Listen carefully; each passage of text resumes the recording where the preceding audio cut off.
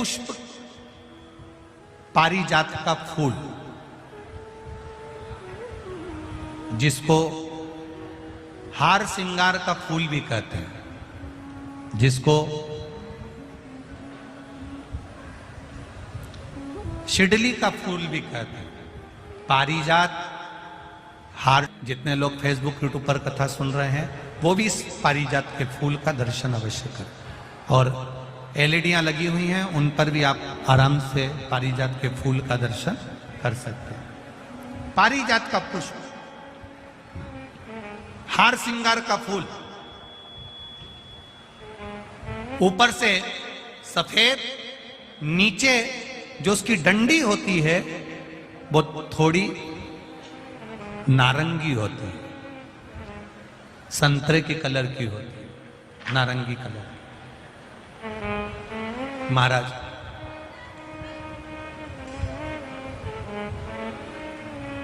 रात्रि में खिलने वाला ये फूल, रात्रि में जो फूल खिलता है ये पारिजात का, और हार श्रृंगार का जो ये पुष्प है, जिसको हार श्रृंगार भी कहते हैं, पारिजात भी कहते हैं, और कहीं कहीं इसको शिडली का पुष्प भी कहते हैं। ऊपर से सफेद होता है, नीचे उसकी जो डंडी होती है वो नारंगी कलर की होती है। शिव कथा कर रही,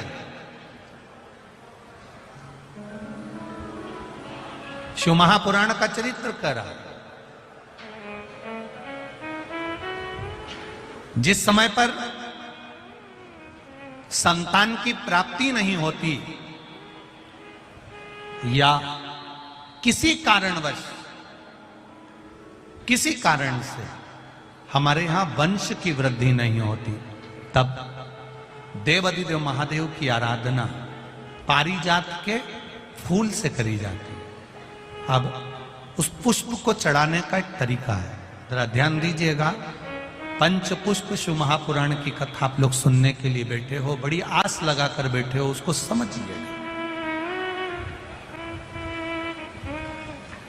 पारिजात का जो फूल शिव जी को चढ़ता है, भगवान देवाधिदेव महादेव को चढ़ता है, जैसे ये शिवलिंग है, मान लो ये शंकर भगवान का शिवलिंग है, ये जलाधारी है, ये जल नीचे गिरने का स्थान। आप लोगों ने पहले कथा सुनी है ना सबने, आपको सबको मालूम होगा। राइट में गणेश जी का स्थान, लेफ्ट में कार्तिकेय का स्थान, बीच में अशोक सुंदरी की जगह। जहां पर यह शिवलिंग रखा है वो माता पार्वती जी का हस्त कमल, शिवलिंग के रूप में, शंकर भगवान के रूप में यह शिवलिंग है। ऊपर से जो एक एक बूंद जलाधारी नीचे गिरती है वो शंकर भगवान की 5 लड़कियां, जया, विषहरा, शामली बारी, दौतली और देव, ये शंकर जी की 5 बेटियां हैं। वंश वृद्धि के लिए, कार्य सिद्धि के लिए, वैभव प्राप्ति के लिए, या अपने हृदय की सुख समृद्धि के लिए, संतान प्राप्ति के लिए पारिजात हार श्रृंगार के फूल की शिव जी को आराधना होती है। हार श्रृंगार का जो पुष्प होता है, अशोक सुंदरी वाली जगह पर हम पारिजात के पुष्प को समर्पित करते हैं। उसकी डंडी का जो मुख है वो शिवलिंग की ओर होता है जब हम अपना अशोक सुंदरी पर चढ़ाते हैं, और फूल का मुख इधर होता है। वापिस उसी पारिजात के पुष्प को उठाकर हम माता पार्वती जी के हस्त कमल पर, जो गोल हस्त कमल है, वहां समर्पित करते हैं। उस जगह पर माता पार्वती जी की ओर से जो पुष्प समर्पित किया जाता है, उसकी डंडी पारिजात की हमारी ओर होती है, पुष्प का मुख महादेव की ओर होता है।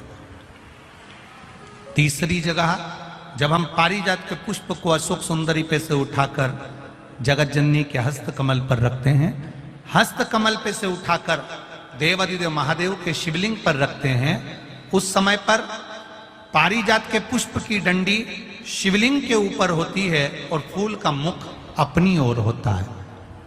इस जगह पर पारिजात के पुष्प की डंडी के केसर से ही महादेव को त्रिपुंड लगाया जाता है, और महादेव से प्रार्थना करी जाती है। अब पारिजात के फूल का केसर कैसे बनाना है वो भी एक बार आप लोग अच्छे से समझे। जैसे मान लो अभी पारिजात का तो फूल यहां पर नहीं है, पर आप टीवी पर दर्शन कर रहे होंगे। पारिजात पुष्प की जो पीछे की डंडी होती है, फूल सफेद और पीछे जो डंडी होती है नारंगी कलर की, केसरिया कलर की, उसको तोड़ लिया जाता है।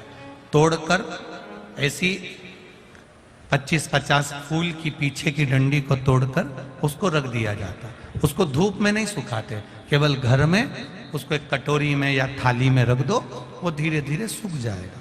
सूखने के बाद उसको पीस लो, पीसकर उसका चंदन तैयार हो जाएगा पारिजात फूल की उस डंडी का।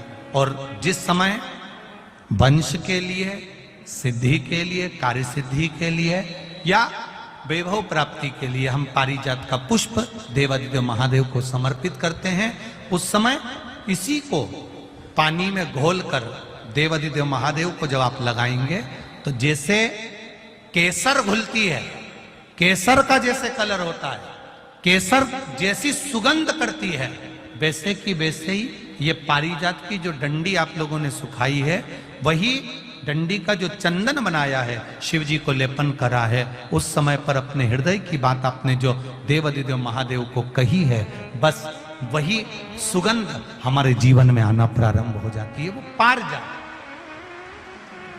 हार श्रृंगार।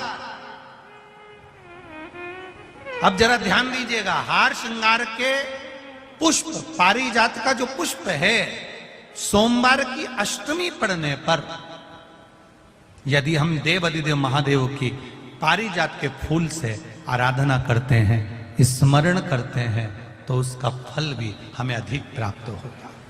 पारिजात का पुष्प, हम तो यहां तक कहेंगे अगर आपके यहाँ हार श्रृंगार का पेड़ लगा हो, पारिजात का पुष्प यदि आपके यहाँ होता हो, रात को खिलता है, सवेरे मिलता है, ऐसा पारिजात का अगर वृक्ष आपके यहां लगा हो तो प्रयास करना। 12 महीने शिवरात्रि आती है, बोलो आती कि नहीं आती? आती है ना 12 महीने। 12 महीने शिवरात्रि आती है। कैलेंडर पर एक गोला बनाकर रख देना कि हमको ये शिवरात्रि आई है, हर महीने की शिवरात्रि तुम्हारे ध्यान में रहेगी। एक पारिजात का पुष्प, हार श्रृंगार का पुष्प एक अगर देवादिदेव महादेव को आपने चढ़ाना चालू कर दिया, समर्पित करना प्रारंभ कर दिया, तो आपको पीछे पलट कर देखने की जरूरत नहीं पड़ेगी, महादेव हाथ पकड़ ही रहता। पारिजात का पुष्प शिव को समर्पित हो।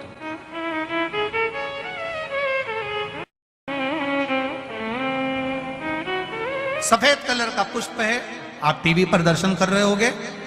केसरिया कलर की, नारंगी कलर की उसकी डंडी है, भगवान शिव को समर्पित पारिजात।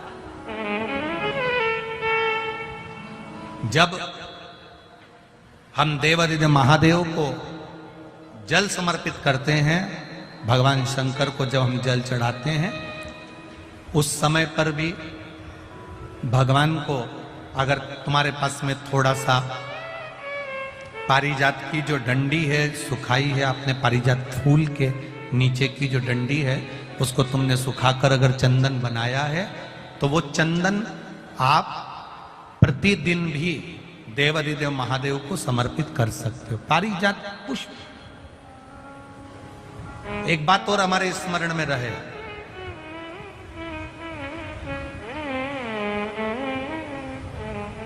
भगवान शिव को जो ये 5 तरह के पुष्प समर्पित करे जाते हैं, इन पुष्पों की डंडी जो पीछे लगी होती है, इसको तोड़ा नहीं जाता शिव जी को चढ़ाते समय। इसका स्मरण आपको रहे।